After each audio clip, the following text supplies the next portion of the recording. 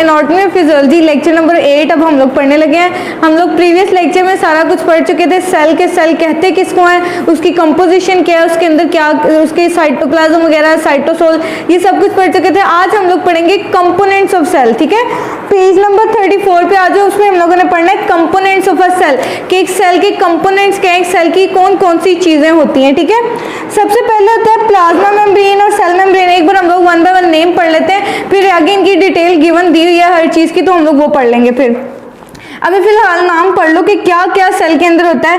Plasma membrane और cell membrane, cytoplasm, nucleus, mitochondria, ribosomes, endoplasmic reticulum, Golgi apparatus, lysosomes और microfilaments and microtubules. ठीक है, इनको हम डिटेल में आगे से पढ़ेंगे। इसके अलावा और भी कंपोनेंट्स होते हैं, लेकिन मेजर कंपोनेंट्स उनसे ना यही है जो आपकी बुक में गिवन है 9। ठीक है, उसके बाद हम लोग पहला स्टार्ट करते हैं प्लाज्मा मेम्ब्रेन और सेल मेम्ब्रेन की। प्लाज्मा मेम्ब्रेन और सेल मेम्ब्रेन कहते किसे हैं। ठीक है, उससे पहले मैं एक बार बता दूं कि जो प्लांट सेल और एनिमल सेल जो होते हैं ना, उनमें थोड़ा थोड़ा डिफरेंस होता है। वो डिफरेंस क्या होता है, एक तो शेप का डिफरेंस होता है। इसके अलावा जो प्लांट सेल होता है, ये वाला जो सेल है ये प्लांट का सेल है। क्या, जो प्लांट के सेल होता है उसका जो न्यूक्लियस होता है ना, वो साइड पे धकेला हुआ होता है, एक साइड पे होता है। किसकी वजह से, एक बड़े वैक्यूल की वजह से।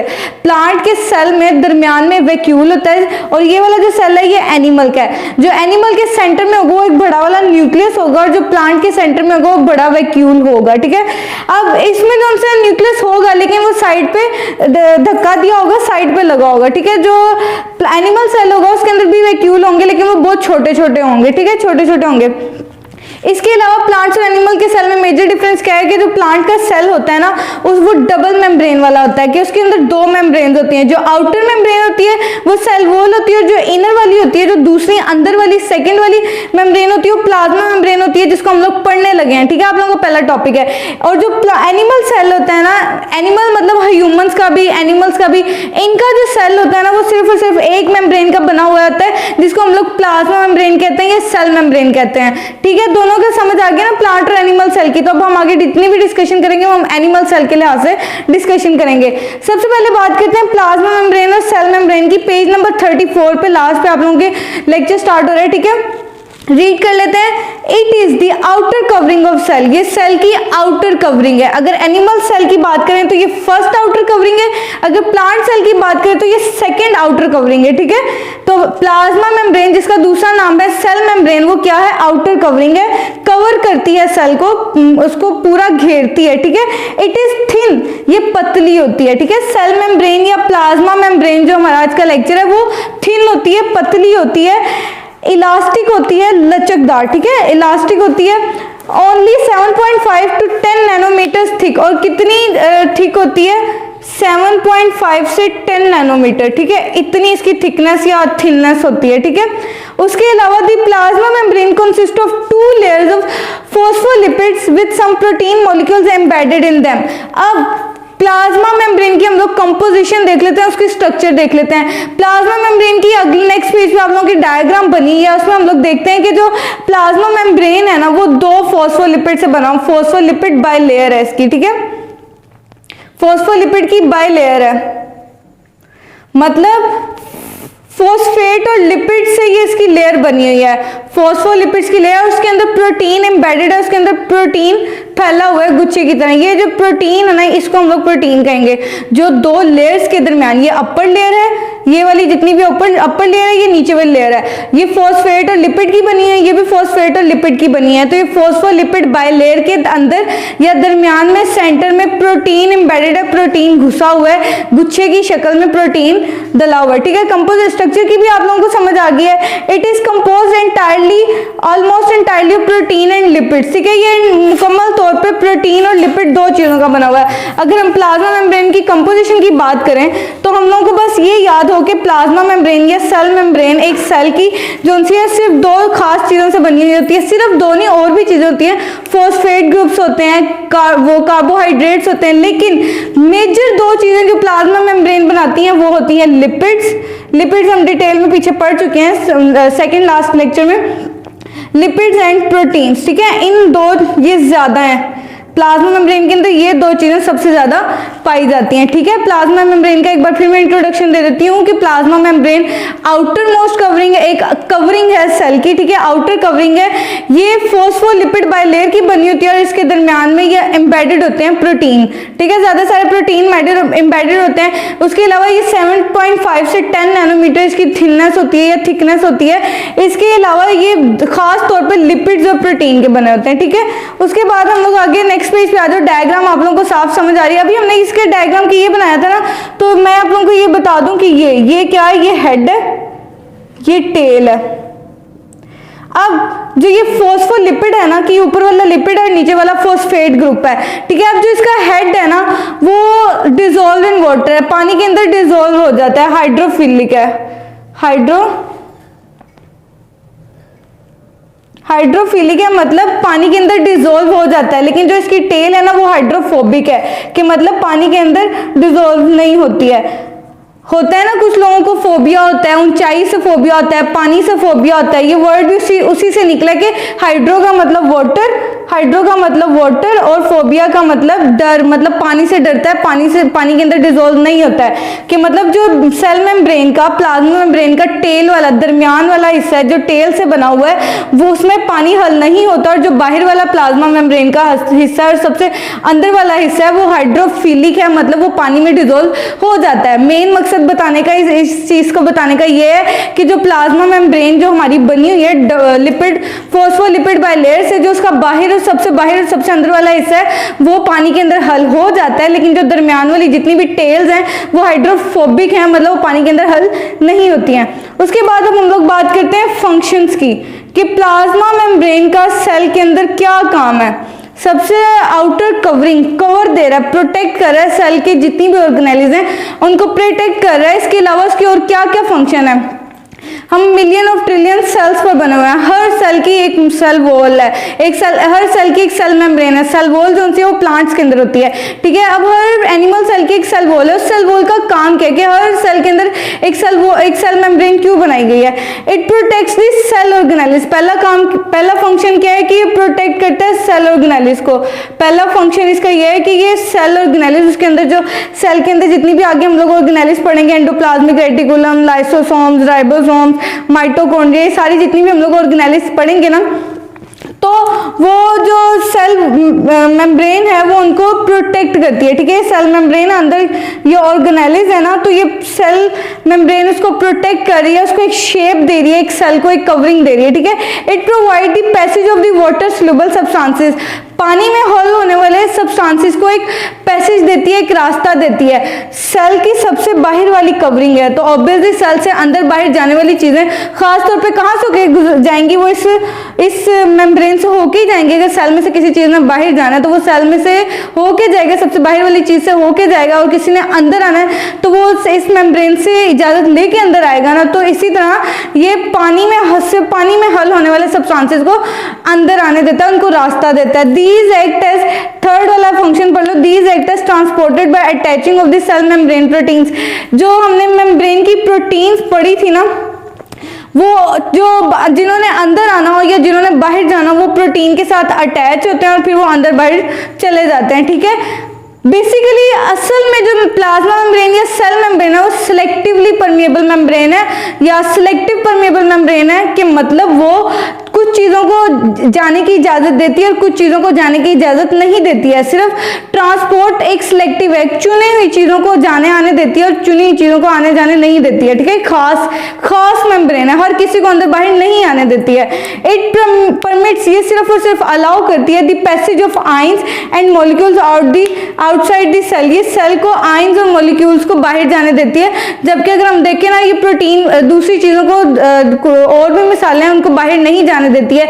इसका मतलब यह है कि जो प्लाज्मा मेम्ब्रेन है वो सिलेक्टिव है, कि चुनती है कि मैंने किसको बाहर जाने देना है और किसको बाहर नहीं जाने देना है। ठीक है, some carbohydrates in plasma membrane are helpful for binding of hormones. अब मैंने कहा था ना कि प्लाज्मा मेम्ब्रेन लिपिड्स और प्रोटीन के खास तौर पर बने होते हैं, लेकिन इसके अलावा कार्बोहाइड्रेट्स भी इसके अंदर होता है, वाटर भी इसके अंदर होता है। तो जो इस मेम्ब्रेन के अंदर जो कार्बोहाइड्रेट्स होते हैं वो क्या करते हैं, वो हार्मोन को बाइंड करते हैं और उसको प्लाज्मा मेम्ब्रेन से अंदर बाहर आने देते हैं। ठीक है, कार्बोहाइड्रेट जो इस प्लाज्मा मेम्ब्रेन के अंदर होते हैं वो हार्मोन को बाइंड करके उसको अंदर बाहर आने देते हैं। लेकिन मेन दो चीजें कौन सी हैं, लिपिड्स और प्रोटीन। उसके बाद आगे हम बात करते हैं प्लाज्मा मेम्ब्रेन की। आप लोगों ने डिटेल में स्टडी कर लिया ना कि प्लाज्मा मेम्ब्रेन किसे कहते हैं, आउटर कवरिंग होती है पूरे सेल की। आगे हम लोग बात करते हैं साइटोप्लाज्म की। नेक्स्ट कंपोनेंट ऑफ सेल क्या है, साइटोप्लाज्म। नेक्स्ट कंपोनेंट अब हम पढ़ते हैं साइटोप्लाज्म। साइटोप्लाज्म बेसिकली जो सेल मेम्ब्रेन कवर करता है ना जितने भी हिस्से को, उसको हम लोग कहते हैं साइटोप्लाज्म। हम लोगों ने कल के लेक्चर में क्या पढ़ा था, हम लोगों ने कल के लेक्चर में साइटोसोल एक लफ्ज पढ़ा था। वो किस लिए था कि साइटोप्लाज्म के अंदर जितना भी वाटरी फ्लूइड है उसको हम लोग साइटोसोल कहते हैं। साइटोप्लाज्म किसे कहते हैं, साइटोप्लाज्म कहते हैं एक सेल के अंदर वाली जितनी भी जगह है, सेल मेम्ब्रेन के अंदर जितनी भी जगह है न्यूक्लियस को छोड़ के, ये तो हमारे पास न्यूक्लियस था, ये हमारे पास प्लाज्मा मेम्ब्रेन है, लेकिन ये जितनी भी जगह है ना न्यूक्लियस और प्लाज्मा मेम्ब्रेन के दरमियान, न्यूक्लियस और प्लाज्मा मेम्ब्रेन के दरमियान जितनी भी जगह, इसको हम लोग कहेंगे साइटोप्लाज्म, जिसके अंदर सारे के सारे ऑर्गेनेल्स एम्बेडेड हैं। ठीक है, अब रीड कर लेते हैं। It is jelly like substance that surround in nucleus of a cell. ये एक जेली लाइक सब्सटेंस है, हिलता है, एक गाढ़ी चीज है। साइटोप्लाज्म एक गाढ़ी चीज है, जेली लाइक है। साइटोप्लाज्म जेली लाइक है और ये न्यूक्लियस के गिर्द होता है, मतलब सेल मेम्ब्रेन और न्यूक्लियस के दरमियान होता है, न्यूक्लियस के गिर्द होता है और जेली लाइक होता है साइटोप्लाज्म। जोन ऑफ साइटोप्लाज्म के जोन क्या है, कौन से हैं, दो जोन है, एक्टोप्लाज्म और एंडोप्लाज्म। एक्टोप्लाज्म होता है near to the cell membrane. अगर हम एक्टोप्लाज्म की बात करें तो जो सेल मेम्ब्रेन के पास वाला साइटोप्लाज्म होगा, इतना जो साइटोप्लाज्म होगा उसको हम लोग कहेंगे एक्टोप्लाज्म, और जो न्यूक्लियस के पास वाला होगा, इतना वाला हिस्सा जो न्यूक्लियस के ज्यादा करीब होगा उसको हम लोग कहेंगे एंडोप्लाज्म। अंदर वाली साइड पे है ना, जो मेम्ब्रेन से जो न्यूक्लियस के करीब होगा उसको हम लोग एंडोप्लाज्म कहेंगे, और जो सेल मेम्ब्रेन के पास होगा उसको हम लोग एक्टोप्लाज्म कहेंगे। ठीक है, ये सारा साइटोप्लाज्म है। साइटोप्लाज्म के हमने दो जोन बना दिए हैं, जो सेल मेम्ब्रेन के करीब होगा उसको हम लोग एक्टोप्लाज्म कहेंगे, जो न्यूक्लियस के करीब होगा उसको हम लोग एंडोप्लाज्म कहेंगे। समझ आ गया है ना जोन्स की भी। उसके बाद आगे हम बात करते हैं न्यूक्लियस की। न्यूक्लियस क्या होता है, एवरी साइटोप्लाज्म हम लोग अब सारा पढ़ चुके हैं। साइटोप्लाज्म में आपको बता चुके हैं कि सेल मेम्ब्रेन और न्यूक्लियस के दरमियान जितना भी जेली लाइक एरिया आता है, जितना भी जेली लाइक स्ट्रक्चर आता है उसको हम लोग साइटोप्लाज्म कहते हैं। इसके अलावा जो साइटोप्लाज्म के अंदर वाटरी फ्लूइड होता है उसको हम लोग साइटोसोल कहते हैं। साइटोप्लाज्म के दो जोन होते हैं, जोन सा साइटोप्लाज्म ज्यादा करीब होगा सेल मेम्ब्रेन के उसको हम लोग एक्टोप्लाज्म कहेंगे, और साइटोप्लाज्म अगर ज्यादा करीब न्यूक्लियस के होगा तो उसको हम लोग एक्टोप्लाज्म कहेंगे। मतलब ये सारा तो साइटोप्लाज्म है ना, उसको हम इतने हिस्से में डिवाइड कर दें अगर, तो ये वाला सारा जितना भी साइटोप्लाज्म होगा जो सेल मेम्ब्रेन के पास होगा उसको हम लोग एक्टोप्लाज्म कहेंगे, जो न्यूक्लियस के पास साइटोप्लाज्म होगा उसको हम लोग एंडोप्लाज्म कहेंगे। उसके बाद हम बात करते हैं न्यूक्लियस की, कि न्यूक्लियस किसे कहते हैं। साइटोप्लाज्म की भी समझ आ गई है कि सेल सबसे पहले सेल मेम्ब्रेन होती है, सेल मेम्ब्रेन के बाद साइटोप्लाज्म आता है, साइटोप्लाज्म के बाद आता है न्यूक्लियस। ठीक है, न्यूक्लियस की बात अब कर लेते हैं कि न्यूक्लियस किसे कहते हैं। न्यूक्लियस प्लांट सेल्स के अंदर सेंटर में होता है, और न्यूक्लियस एनिमल सेल्स के अंदर सेंटर में होता है, प्लांट सेल्स के अंदर साइड पे होता है। Every cell in the body has a nucleus, हर सेल के अंदर न्यूक्लियस होता है, with the exception of mature erythrocytes red blood cells के सिवाय रेड ब्लड सेल्स। दुनिया में जितने भी सेल्स हैं, जितने भी लिविंग ऑर्गेनिजम्स उनके अंदर सेल हैं, हर सेल के अंदर न्यूक्लियस होता है, चाहे वो एक हो चाहे वो ज्यादा हो, मैनी न्यूक्लिएटेड हो, एक से ज्यादा न्यूक्लियस हो चाहे एक न्यूक्लियस हो, लेकिन हर सेल के अंदर न्यूक्लियस होता है सिवाय रेड ब्लड सेल्स के। सिवाय रेड ब्लड सेल्स के हमारी बॉडी के अंदर तीन तरह के सेल होते हैं, white blood cells, red blood sales और तीसरा प्लेटलेट्स होते हैं। ठीक है, तीन तरह के सेल होते हैं, red blood sales, white blood cells और प्लेटलेट्स, तीन तरह के सेल होते हैं। लेकिन जो उनमें से मेच्योर हुए होते हैं, मेच्योर रेड ब्लड सेल्स होते हैं जिनको एरिथ्रोसाइट्स भी कहते हैं, उनके सेल्स के अंदर न्यूक्लियस थोड़ी देर के लिए नहीं होता, वो गायब होता है। ठीक है, उसके बाद नेक्स्ट लाइन पढ़ते हैं कि skeleton muscle and some other cells contain several nuclei, के हर सेल के अंदर सिर्फ और सिर्फ एक न्यूक्लियस नहीं होता बल्कि एक से ज्यादा न्यूक्लियस भी हो सकते हैं। मसल्स की बात, स्केलेटल मसल्स जो से होते हैं उनके अंदर एक से ज्यादा वो न्यूक्लियस होते हैं। इसके अलावा अदर सेल्स की बात की जाए तो जो यूकैरियोटिक सेल्स होते हैं उनके अंदर भी एक से ज्यादा न्यूक्लियस होते हैं, ठीक है। The nucleus is the largest organelle and is contained, next page पे आ जाओ, पेज नंबर 36 पे, and is contained within a membrane similar to the plasma membrane but it has tiny pores through which some substances can pass between it and the cytoplasm। वो कहते हैं कि nucleus जो है ना सबसे लार्जेस्ट, सबसे बड़ी ऑर्गेनेली है। साइटोप्लाज्म, सेल मेम्ब्रेन के अंदर साइटोप्लाज्म के अंदर काफी ज्यादा ऑर्गेनेलिस पढ़ेंगे, 18-19 ऑर्गेनेलिस होती हैं। तो उस ऑर्गेनेलिस में, इन सब ऑर्गेनेलिस में माइटोकॉन्ड्रिया ऑर्गेनेली है, एंडोप्लाज्मिक रेटिकुलम ऑर्गेनेली है, राइबोसोम्स ऑर्गेनेली है। इन सब ऑर्गेनेलिस में सबसे बड़ी ऑर्गेनेली कौन सी है? न्यूक्लियस। ये एक अहम एमसीक्यूज है, इंपॉर्टेंट एमसीक्यूज है कि सबसे लार्जेस्ट ऑर्गेनेली सेल्स के अंदर कौन सी है? वो है न्यूक्लियस। न्यूक्लियस सबसे लार्जेस्ट ऑर्गेनेली है। इसके अलावा it is contained with in membrane. अच्छा, अब ये जो न्यूक्लियस है ना, ये भी एक मेम्ब्रेन के अंदर होता है। बेसिकली वो एक मेम्ब्रेन नहीं होती, दो मेम्ब्रेन होती है। डबल मेम्ब्रेन हो तो उसको हम लोग इन्वेलप कहते हैं, न्यूक्लियर इन्वेलप, जिसमें दो मेम्ब्रेन हो। न्यूक्लियस किसके अंदर होता है? न्यूक्लियर इन्वेलप के अंदर होता है, मतलब डबल मेम्ब्रेन के अंदर होता है। डबल मेम्ब्रेन, न्यूक्लियस की डबल मेम्ब्रेन होती है जिसको हम लोग कहते हैं न्यूक्लियर इन्वेलप, ठीक है। न्यूक्लियस जो उनसे दो मेम्ब्रेन्स के अंदर होता है, डबल मेम्ब्रेन होती है जिसको हम लोग इन्वेलप कहते हैं, न्यूक्लियर इन्वेलप। वो ये कह रहे हैं कि प्लाज्मा मेम्ब्रेन की तरह न्यूक्लियस भी एक मेम्ब्रेन के गिर्द घुमा हुआ होता है। न्यूक्लियस के गिर्द भी एक डबल मेम्ब्रेन होती है जिसको हम लोग न्यूक्लियर इन्वेलप कहते हैं। Through which substances can pass between it and cytoplasm, जिसके जरिए जो चीजें हैं, सब्सटेंसेस हैं, वो न्यूक्लियस से बाहर साइटोप्लाज्म में या साइटोप्लाज्म से न्यूक्लियस के अंदर आती हैं। मेम्ब्रेन है ना, तो सबसे बाहर वाली चीज मेम्ब्रेन है, मेम्ब्रेन ही अंदर बाहर आने देगी साइटोप्लाज्म और न्यूक्लियस के चीजें, ठीक है। The nucleus contains the body's genetic material which directs the activities of the cell. अब न्यूक्लियस बेसिकली, न्यूक्लियस के अंदर क्या था? हमने प्लाज्मा मेम्ब्रेन के अंदर पढ़ा था कि प्लाज्मा मेम्ब्रेन के अंदर क्या होता है? प्लाज्मा मेम्ब्रेन के अंदर लिपिड ज्यादा होते हैं और प्रोटीन सबसे ज्यादा होते हैं। इसके अलावा कार्बोहाइड्रेट, वो दूसरी चीजें अलग हैं। इसके अलावा हमने साइटोप्लाज्म में पढ़ा था कि साइटोप्लाज्म के अंदर ऑर्गेनेलीज होती हैं, जेली लाइट लिक्विड होता है, इसमें पानी होता है, प्रोटीन वगैरह होते हैं। अब न्यूक्लियस की बात करें कि न्यूक्लियस के अंदर क्या होता है? न्यूक्लियस के अंदर होता है जेनेटिक मटीरियल। न्यूक्लियस के अंदर क्या होता है? Genetic material. जेनेटिक मटीरियल ऐसा मटीरियल जो डीएनए वगैरह कंटेन करे, जो डीएनए वाली इंफॉर्मेशन रखे, मतलब डीएनए, आरएनए, ये चीजें जिसके अंदर हों उसको हम लोग कहते हैं न्यूक्लियस। न्यूक्लियस के अंदर क्या होता है? जेनेटिक मटेरियल होता है जो एक्टिविटीज ऑफ सेल परफॉर्म करता है। हमने बताया ना लार्जेस्ट ऑर्गेनेली है। अब फंक्शंस ऑफ न्यूक्लियस, न्यूक्लियस के हम फंक्शंस की बात करते हैं कि न्यूक्लियस क्या क्या काम करता है। हर सेल के अंदर एक न्यूक्लियस है और सबसे बड़ी ऑर्गेनेली है, तो इसके काम ऐसे क्या हो सकते हैं कि इतना बड़ा ऑर्गेनेली और हर सेल के अंदर होती है? पहला काम है कि it is control centre of this cell. Nucleus आए तो सबसे पहला लफ्ज आप लोगों के दिमाग में सबसे पहले लाइन याद आनी है कि it is the control centre of this cell. कि जैसे हर स्कूल के अंदर एक ऑफिस बना होता है, उसको हम लोग कंट्रोल सेंटर कह सकते हैं कि ऑफिस के अंदर सारा रजिस्टर्स वगैरह होते हैं, अटेंडेंस रजिस्टर होते हैं, टीचर्स के रजिस्टर, वो एक कंट्रोल सेंटर है ना स्कूल के अंदर जो ऑफिस है। इसी तरह एक पूरे सेल का निजाम, एक पूरे सेल का जो सिस्टम है वो उसका सेंटर चला रहा होता है, वो सेंटर क्या है? न्यूक्लियस है, ठीक है। पूरे सेल का कंट्रोल सेंटर कौन सा है? न्यूक्लियस है, ठीक है। It is the control centre of cell. Cell का कंट्रोल सेंटर क्या है? न्यूक्लियस।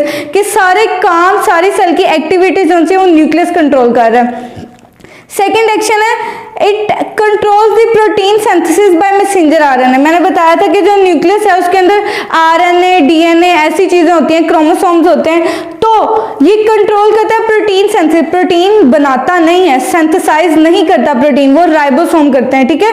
लेकिन क्या करता है? कंट्रोल करता है कि अपने अंदर से थोड़े राइबोसोम भेजेगा तो थोड़ी प्रोटीन बनेगी, अपने अंदर से ज्यादा मैसेंजर आरएनए इंस्ट्रक्ट करेगा, उनको भेजेगा तो ज्यादा प्रोटीन बनेगी। तो इस तरीके से जो न्यूक्लियस है वो प्रोटीन की सिंथेसिस को कंट्रोल कर रहा है, ठीक है। उसके बाद it helps in hereditary material transformation. जो जेनेटिक मटेरियल है उसी को हेरिडिटरी मटेरियल कहते हैं, विरासती मादा कहते हैं, ठीक है, जिससे विरासत चलती है, जिससे नस्ल चलती है। ये सारी जितनी भी डीएनए आरएन है, किसी भी चीज को चाहिए, जैसे राइबोसोम को प्रोटीन बनाने के लिए चाहिए या एंडोप्लाज्मिक रेटिकुलम को ये आरएनए डीएनए की जरूरत होती है, तो वो जितने भी आरएनए डीएनए पूरे सेल के अंदर जाते हैं वो सारे के सारे न्यूक्लियस के अंदर से जाते हैं। न्यूक्लियस में आरएनए और डीएनए बनता है और उधर पड़ा होता है, वहां से पूरे सेल के अंदर न्यूक्लियस और वहां से पूरे सेल के अंदर डीएनए और आरएनए ट्रांसफर होता है। It control the cell division. अब जो सेल ने डिवाइड होना है, सेल से आगे तुमको पता है 1 सेकंड के अंदर 12-13 सेल से करोड़ों सेल बन जाते हैं, तो वो जो सेल की डिवीजन है ना, वो न्यूक्लियस ही कंट्रोल करता है। कंट्रोल सेंटर है तो सेल की डिवीजन तक भी न्यूक्लियस कंट्रोल करता है कि अगर न्यूक्लियस डिवाइड होगा तो सेल 2 में डिवाइड होंगे। It control the activity of the cytoplasm. इसके अलावा ये साइटोप्लाज्म की भी एक्टिविटी कंट्रोल करता है, उसके अंदर जितने भी इंग्रेडिएंट्स उनको कम ज्यादा कर सकता है, उनकी भी काम सारा कंट्रोल करता है। उसके बाद नेक्स्ट ऑर्गेनेली की हम बात करते हैं, न्यूक्लियस भी पढ़ लिया, अब हम लोग बात करेंगे माइटोकॉन्ड्रिया की, ठीक है। न्यूक्लियस की समझ आ गई ना, control centre of the cell, ठीक है, ये कंट्रोल करता है। इसके अंदर क्या होता है, इसके अंदर जेनेटिक मटेरियल होता है, हेरिडिटरी मटेरियल होता है, मतलब डीएनए आरएनए वगैरह होता है, ठीक है, ये सारा कुछ होता है। न्यूक्लियस पढ़ लिया हमने। Control centre of the cell के मतलब ये लार्जेस्ट ऑर्गेनेली है, सबसे अहम हिस्सा कंट्रोल सेंटर है, दरमियान में होता है। अब हम बात करेंगे माइटोकॉन्ड्रिया की। माइटोकॉन्ड्रिया ये नेक्स्ट ऑर्गेनेली है, ये सेल के अंदर होती है। कहाँ होती है? साइटोप्लाज्म में होती है। कहाँ होती है? साइटोप्लाज्म के अंदर होती है माइटोकॉन्ड्रिया। क्या करती है? The mitochondria are called the power house. Mitochondria के लिए लफ्ज है पावर हाउस। पावर हाउस ये आपने याद रखना है। इसके लिए कंट्रोल सेंटर और माइटोकॉन्ड्रिया पावर हाउस। पावर मतलब एनर्जी देने वाला। माइटोकॉन्ड्रिया की मदद से हमारे पूरे जिस्म में एनर्जी हासिल होती है। पावर हाउस है, एनर्जी का बहुत बड़ा घर है, ठीक है। विदाउट देम, इनके बगैर, माइटोकॉन्ड्रिया के बगैर cells would be unable to extract enough energy to perform its function. वो कहते हैं कि माइटोकॉन्ड्रिया के बगैर, किसी सेल के अंदर माइटोकॉन्ड्रिया ना हो तो वो सेल या पूरा जिस्म जो है प्रॉपर फंक्शन नहीं कर सकता, अपना काम परफॉर्म नहीं कर सकता। काम करने के लिए एनर्जी की जरूरत होती है और वो एनर्जी जो है ना माइटोकॉन्ड्रिया देता है। और अगर माइटोकॉन्ड्रिया ही नहीं होगा तो वो एनर्जी नहीं होगी, इंसान या जिस्म किसी का, जानवर का, किसी माइक्रोऑर्गेनिज्म का वो काम नहीं कर पाएगा। Mitochondria are present in all areas of each cells cytoplasm. अब जो माइटोकॉन्ड्रिया है वो सेल था, सेल का साइटोप्लाज्म था, न्यूक्लियस था। अब जो माइटोकॉन्ड्रिया वो साइटोप्लाज्म के हर एरिया में मौजूद है, ठीक है। माइटोकॉन्ड्रिया कहीं भी एक उसकी मुकर्रर जगह नहीं है कि वो यहाँ पे है तो यहीं पे ही पड़ा होगा। वो यहाँ पे भी हो सकता है, यहाँ पे भी हो सकता है, यहाँ पे भी हो सकता है, किसी भी जगह हो सकता है, ये मूवेबल है, ठीक है। माइटोकॉन्ड्रिया की समझ आ गई कि जो हमें एनर्जी हासिल होती है एटीपी की शक्ल में, एटीपी जनरेशन है। माइटोकॉन्ड्रिया का क्या काम है? माइटोकॉन्ड्रिया बेसिकली एटीपी बनाता है, एटीपी बनाता है। इसके अलावा जो माइटोकॉन्ड्रिया है ना, ये भी डबल मेम्ब्रेन ऑर्गेनेली है, ठीक है। कौन सी ऑर्गेनेली है? डबल मेम्ब्रेन है। और जो डबल मेम्ब्रेन ऑर्गेनेली है वो प्रोकैरियोटिक सेल्स के अंदर नहीं होती है, सिर्फ और सिर्फ यूकैरियोटिक सेल के अंदर होती है। मतलब माइटोकॉन्ड्रिया सिर्फ और सिर्फ यूकैरियोटिक सेल्स के अंदर होते हैं। डबल ऑर्गेनेली है ना, तो हम लोगों ने पिछली बार फर्स्ट सेकंड लेक्चर्स में हम लोगों ने प्रोकैरियोटिक और यूकैरियोटिक के अंदर डिफरेंस किया था कि प्रोकैरियोटिक ऐसे सेल्स होते हैं जिनके अंदर डबल मेम्ब्रेन ऑर्गेनेलीज नहीं होती हैं, और जो यूकैरियोटिक सेल होते हैं उनके अंदर डबल मेम्ब्रेन ऑर्गेनेलीज होती हैं। तो माइटोकॉन्ड्रिया सिर्फ और सिर्फ यूकैरियोटिक सेल्स के अंदर होते हैं। क्यों? क्योंकि डबल मेम्ब्रेन ऑर्गेनेली है। इसके अलावा मैंने बता दिया कि ये एटीपी बनाते हैं, फिर हमें एनर्जी देते हैं, इसका मतलब ये पावर हाउस है, ठीक है। अब नेक्स्ट ऑर्गेनेली पे हम लोग आ जाते हैं विच इज राइबोसोम्स, ठीक है। राइबोसोम्स के आगे बात कर लेते हैं कि राइबोसोम्स क्या होते हैं। राइबोसोम्स भी साइटोप्लाज्म के अंदर फैले होते हैं। इनका काम क्या है? इनका काम है प्रोटीन सिंथेसिस। ये प्रोटीन की सिंथेसिस करते हैं।